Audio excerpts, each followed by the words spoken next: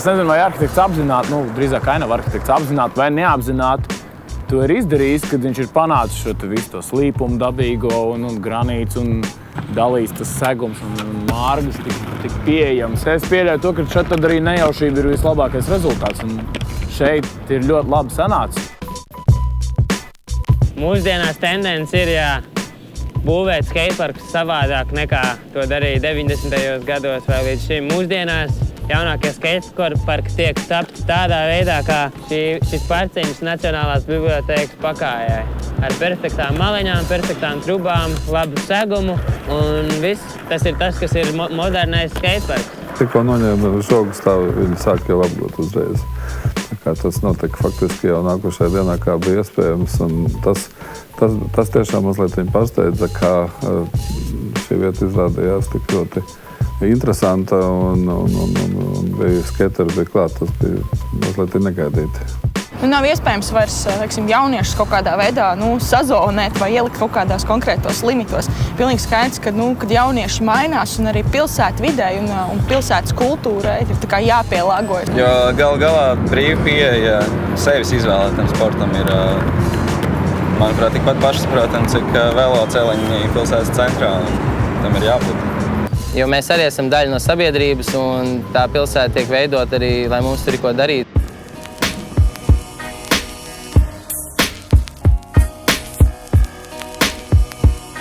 Pieliek to jauno funkciju, ko arhitekts nekad dzīvē nav domājis, ka viņš to apmalīti ieliks vai margu, kad te braukāsies un cilvēks sportos ar viņu un izmantos to daudz citādāk. Šeit cilvēki nāk un liek šo jauno funkciju klāt.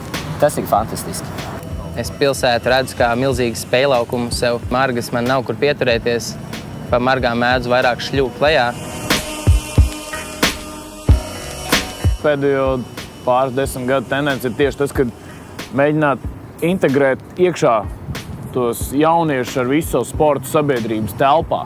Lai sabiedrībai laust uzskatu, tas nenotiks ar kaut kādu veidu sacensībām vispār, jo tam ir jānotiek, te jākļūst par ikdienu. Tikai tad, ja saprot viens otru tur paudzes vai dažādi interešu cilvēki redz, ko otrs dara, tikai tad var saprast viens otru. Arhitekts nemaz neiedomājās, ka mazs bērns slīdot pa apmalīti kādā brīdī būs laimīgākais cilvēks pasaulē.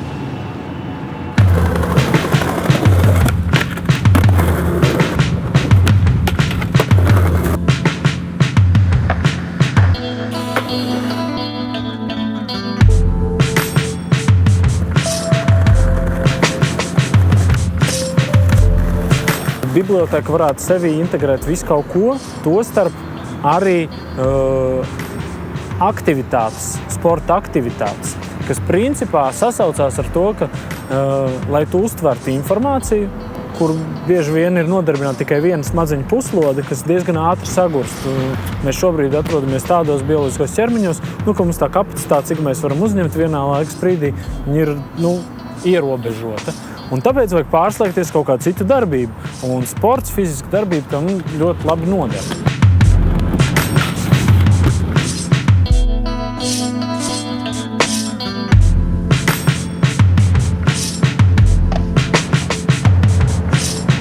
Ledus ir iekustināts un cilvēki ir sapratuši, ka liela daļa no mums grib, lai kaut kas tāds top vēl vairāk.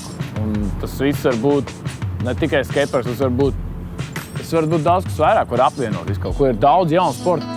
Mums ir jādomā par to, kā šī te ēka un šī vieta, kā viņi spēj papildināt visu pārējo pilsētu. Kāds ir šīs ēkas potenciāls? Izmantosim pilnu potenciālu, bibliotēkas potenciālu.